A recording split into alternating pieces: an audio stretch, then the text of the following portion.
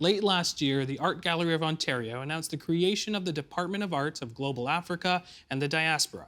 Its first full exhibition is now on display. TVO's diversity and inclusion reporter, Ashley Okwuosa, checked in on how that came together and how it's already building community. She joins us now from Ontario's capital city. Hello, Ashley. Hi, Jan. All right, so for your article, you sort of talk about an art collector from Windsor, an AGO curator, and how they sort of were instrumental in bringing this art to the AGO. Sort of bring us, catch us up to speed on sort of how that all came together. Yeah, no, it's a really interesting story. So Kenneth Montague is a dentist, an art collector, and he's also one of the trustees at the AGO. And Julie Crooks is the curator of this new department, so Arts of Global Africa and the Diaspora. And I think back in 2018, Julie was in New York and had come across these, I think, treasure trove of images. There are about 3,500 of them, looking at 34 different countries in the Caribbean. There were historical images, and one of them at the AGO. So apparently, she had called up Kenneth, and they were sort of thinking about how do we make this happen. Now, what's most interesting, I think, to me, is how exactly they did that. Kenneth has said they didn't want to go to a singular donor, someone who donated a ton of times. They wanted to really make this a community effort. So they called up members of Toronto's Black and Caribbean community and just started raising money. They sent emails, they called people, and over a couple of months, they were able to raise 300,000 to acquire these images, and 200 out of this larger collection. 200 of these images are being showcased at an exhibition now called Fragments of Epic Memory at the AGO. So Ashley, we mentioned off the top, it was about a year ago when the Art Gallery established this new department, of first of its kind here in Canada. Can you tell us a little bit about the purpose of that department and what its sort of goal was? Yeah, so the department will really focus on expanding the museum's collections and exhibits from Africa and the diaspora. But my sense when I was reporting this story is that the department really is intended to really just help deepen the museum's roots in the community. Alongside the department, there is a committee called Friends of Global Africa and the Diaspora, which really was created to support this department's work. And in that committee, there are about 17 members. They're all made up of everyone from art students to professionals, people who have experience in art, people who don't. And it's really about having these people really contribute to the department in some way, whether it's kind of raising money for future acquisitions or really just supporting the work of the department itself. So the sense I really got is about deepening the museum's roots in the community. And it really seems like, sort of shrinking that gap as well. Some people may feel that the art community is quite exclusive in your reporting as well. Did you kind of see where that gap came from and how they're sort of addressing that as well? Yeah, I think that people mentioned that you can't really have a diverse representation of people in the art community if you don't really ask them, if you don't kind of reach out to the people who you want to see be part of these committees or be part of these conversations and ask them to join. So I think that that's what the museum is doing with this committee. But someone also mentioned to me that historically, museums haven't always done right by people of color, Black people.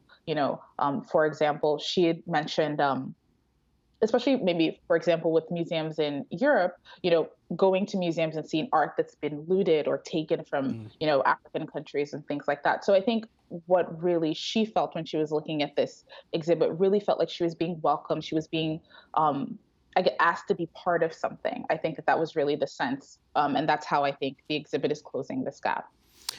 So before we get into some photos of the exhibit, which is called Fragments of Epic Memory, I understand that this exhibit tries to answer a question, and that question is, how do we see Caribbean? What exactly does that mean? That's actually a really good question that I really didn't. I wish the piece kind of explored more, but the pictures that are in the exhibit go from 1840 to 1940. So this is post-emancipation. And I think that what it is, it shows different parts of the Caribbean, different countries in the Caribbean at different times throughout this time period. So I think what the exhibit tries to do is really show that there's no one singular story to the Caribbean. There are a lot of different countries, there are a lot of different cultures, there are a lot of different histories. And I think it does try to showcase all of that in a really nuanced way. All right, so let's get into some of the artwork. And so this exhibit has a collection of both historical photos and contemporary art. This is obviously a historical photo. Can you tell us what we're looking at here? Yeah, sure. So it's a black and white photo from the Montgomery collection, and it's a photo of a woman who's dressed very regally with a headpiece. It's dated 1890, and the title of the photo is actually "Unknown Martinique Women," which actually kind of tells you how far back these images go. So yeah, that's kind of one example. Very interesting. So here we have another, this is a black and white photo with 5 women. I believe this is called Jamaican women. Tell us a little bit about this photo here.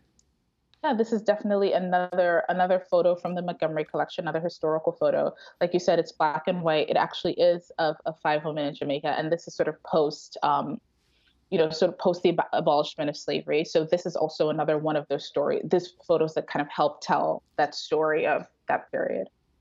And this one's a bit of a departure from the first two. Again, more of the contemporary side. This one is called Untitled 7 Women. Tell us about this image. Yeah, so this is by Paul Anthony Smith. It's kind of a multicolored depiction of women in what I'm, assuming can only imagine is sort of in carnival. So they are in full headdress, with the pieces and the headpieces and the body pieces, and it's a really wonderful depiction of something that we've come to see, during the carnival period. All right, and then we have this image right here as well. This one is called Women's Carnival Group. Very beautiful here. Tell us what we're looking at. And it's a painting by Gomo George.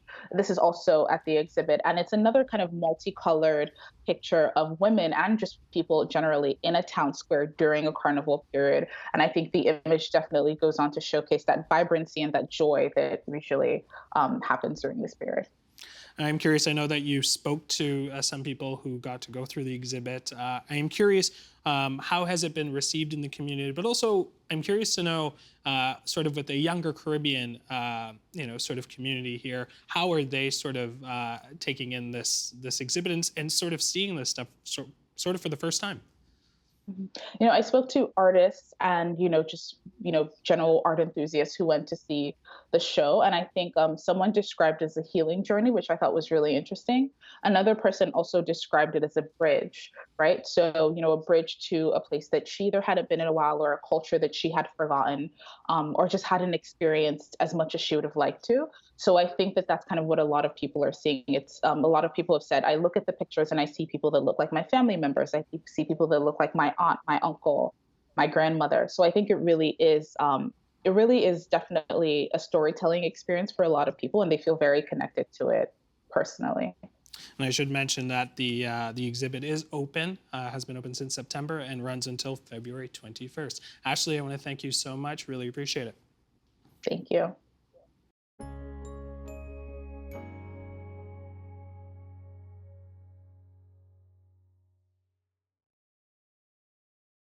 The Agenda with Steve Paikin is made possible through generous philanthropic contributions from viewers like you. Thank you for supporting TVO's journalism.